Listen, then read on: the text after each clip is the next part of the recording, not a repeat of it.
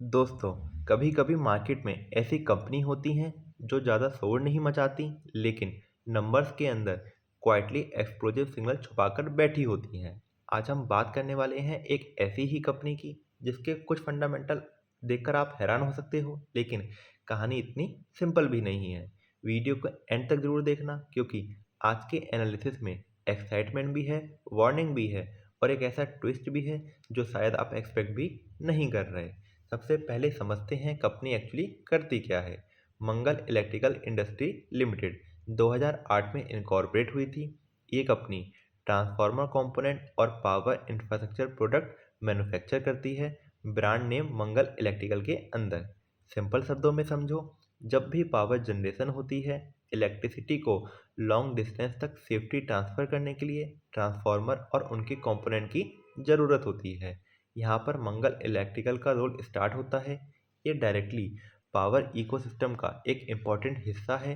Power demand बढ़ेगी, infrastructure expand होगा, तो ऐसे कंपोनेंट्स की need and demand naturally connected रहती है। मतलब कंपनी ग्लैमर इंडस्ट्री में नहीं है लेकिन बैकबोन इंडस्ट्री में है। और बैकबोन इंडस्ट्री कभी कभी साइलेंटली स्ट्रॉन्ग ग्रोथ क्रिएट करती है। लेकिन क्या नंबर भी यही कहानी बोलते हैं? चलिए देखते हैं। सबसे पहला मैट्रिक पीई रेशियो एंड सबसे पहला सवाल, क्या वैल्यूएशन सही है या महंगा?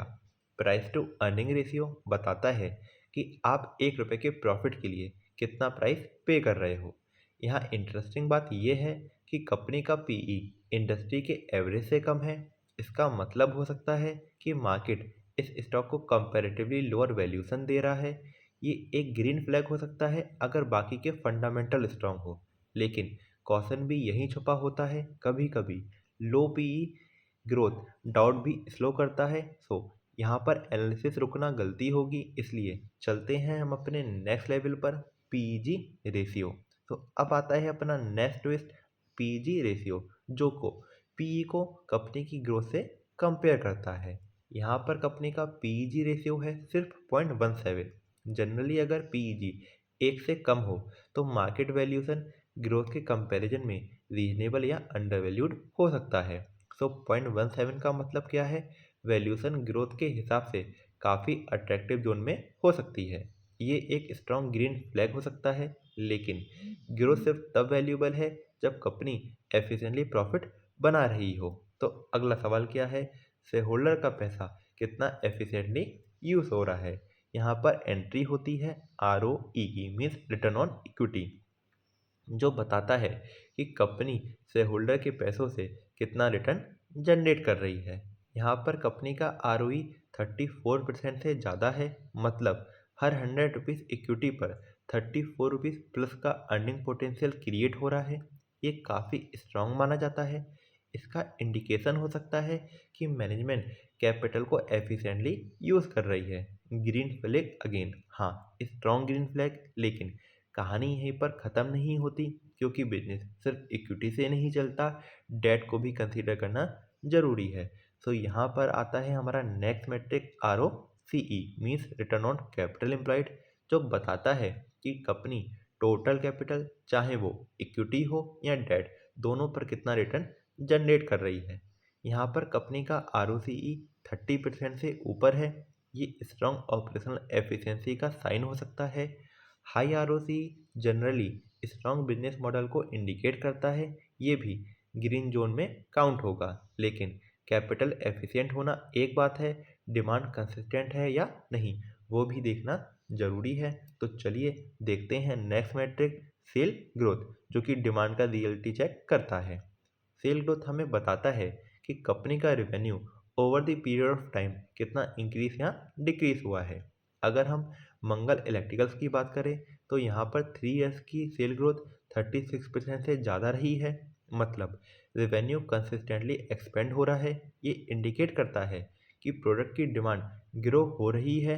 रेवेन्यू ग्रोथ बिजनेस मोमेंटम का बेस होता है।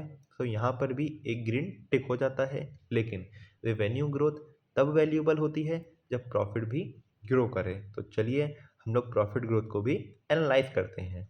प्रॉफिट ग्रोथ क्या कहता है कि कंपनी का net profit over the period of time कितना इंक्रीज या डिक्रीज हुआ है। अगर हम मंगल इलेक्ट्रिकल्स की बात करें तो यहाँ पर कंपनी का लास्ट 3 ईयर्स की प्रॉफिट ग्रोथ 98% से ज़्यादा रही है, ऑलमोस्ट डबल स्पीड एक्सपेंशन हुआ है।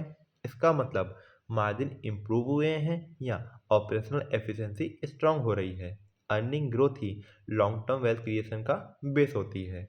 तो यहाँ पर क्लियर पता चल रहा है कि कंपनी अपने रेवेन्यू को आसानी से प्रॉफिट में कन्वर्ट कर पा रही है, क्योंकि प्रॉफिट ही एक्चुअल वैल्यू को क्रिएट करता है। तो यहाँ पर भी एक ग्रीन फ्लैग मिलता है, लेकिन क्या प्रमोटर खुद इस ग्रोथ पर कॉन्फिडेंट हैं? इसका पता चलेगा हमें प्रमोटर होल्डिंग से, जो बताता है कि कंपनी के प्रमोटर एंड फाउंडर कंपनी में कितना ओनरशिप स्टेक रखते हैं एंड कितना बिलीव रखते हैं। यहाँ पर कंपनी की प्रमोटर होल्डिंग 74% से ज़्यादा है। High promoter holding strong commitment and long term focus को इंडिकेट करता है। ये अलाइनमेंट ऑफ इंटरेस्ट को शो करता है विद शेयर होल्डर के इंटरेस्ट के साथ एंड दिखाता है कि कंपनी के प्रमोटर एंड फाउंडर कंपनी में बिलीव रखते हैं एंड उनका जो डिसीजन है वो कंपनी के हित में होगा। सो यहाँ पर भी ग्रीन फ्लैग दिख रहा है। पर लिक्विडिटी का क्या? लिक्विडिटी का पता चलता है हमें करंट रेशियो से, जो बताता है क्या कंपनी के पास इतने शॉर्ट टर्म एसेट अवेलेबल हैं कि वो अपनी शॉर्ट टर्म लाइबिलिटी को आसानी से पे ऑफ कर पाए। यहाँ पर कंपनी का करंट रेशियो है 4.68, मतलब शॉर्ट टर्म एसेट लाइबिलिटी से काफ़ी ज़्यादा है। लिक्विडिटी कंफर्टेबल पोजीशन में हो सकती है, ये पॉजिटिव है। लेकिन बहुत हाई रेशियो कभी कभी आइडल एसिड भी इंडिकेट करता है, इसलिए इसे न्यूट्रल टू पॉजिटिव सिग्नल माना जा सकता है। अब आता है अपना last but not least metric, that is interest coverage ratio, जो कि हमें बताता है क्या कंपनी के पास इतना प्रॉफिट है कि वो अपने डेट के इंटरेस्ट को आसानी से पे ऑफ कर पाए। यहाँ पर कंपनी का इंटरेस्ट कवरेज रेशियो है 8.51, मतलब कंपनी अपने ऑपरेटिंग प्रॉफिट से इंटरेस्ट को 8 बार से ज़्यादा कवर कर सकती है। जनरली 3 से ऊपर का रेशियो कंफर्टेबल माना जाता है। सो 8.51 एक स्ट्रॉन्ग ग्रीन फ्लैग है डेट मैनेजमेंट पर्सपेक्टिव से। अब हम बात करते हैं थोड़ा रिसेंट नंबर की तरफ। सितंबर 25 एंड दिसंबर 25 में सेल इंप्रूव हुई कंपेयर टू सितंबर एंड दिसंबर 24, लेकिन operating profit, operating margin and net profit reduce हुए। इसका मतलब क्या? रेवेन्यू ग्रो हुआ लेकिन कॉस्ट प्रेशर या मार्जिन कंप्रेशन हो सकता है। शॉर्ट टर्म में प्रॉफिटेबिलिटी प्रेशर शो हो रहा है। ये इन्वेस्टर को सिग्नल देता है कि ग्रोथ के साथ कॉस्ट कंट्रोल भी मॉनिटर करना जरूरी है। अब हम बात करते हैं शेयर होल्डिंग पैटर्न की। प्रमोटर होल्डिंग स्टेबल है, लेकिन डीआई एंड एफआई पार्टिसिपेशन अभी इफेक्टिवली एंड एग्रेसिवली लेवल पर नहीं आई। इसका मतलब इंस्टीट्यूशन अभी कॉशियस हो सकते हैं या अर्ली स्टेज ऑब्जर्व मोड में हो सकते हैं। कभी कभी इंस्टीट्यूशनल एंट्री एक सेपरेट मोमेंटम क्रिएट करती है, लेकिन करंटली पार्टिसिपेशन लिमिटेड है। अगर ओवरऑल देखें तो वैल्यूएशन अट्रैक्टिव जोन में हो सकता है, ग्रोथ स्ट्रांग है, प्रॉफिटेबिलिटी रेशियो इंप्रेसिव है, डेट मैनेजेबल है, शॉर्ट टर्म मार्जिन प्रेशर एक वॉच पॉइंट है। इस बेसिस पर फंडामेंटल को स्ट्रांग कैटेगरी में रखा जा सकता है, लेकिन बिना risk factor, market condition, policies, regulation और इंडस्ट्री कंपटीशन समझे बिना फाइनल डिसीजन लेना इनकम्प्लीट होगा।